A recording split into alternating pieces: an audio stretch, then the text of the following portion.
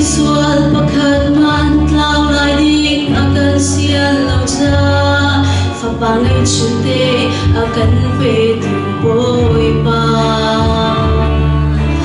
na thot nak le na zang fa na karwa cha na hi kalong ni pan lo boy pa na tot na hi mi pun dia te boy pa thang cha dot lang lo mi swala kan do tu chung nung bi a si sar mi bia te boy pa thang cha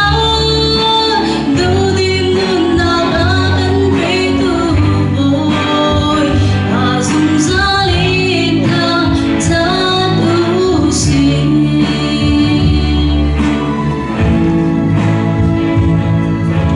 Keima swaranga Calvary vai lam thing chunga hingu chin chin in na thi na luan der na tim in nang le na tor na karwa cha na hi kalung ni pan lau boy pa na dot na hi mi phun bia te boy pa thang cha dot lang lau mi swala kan do tu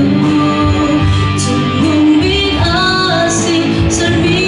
bia te boy pa thang cha du dim nun na a kan pe tu boy a zum zalin thang cha tu si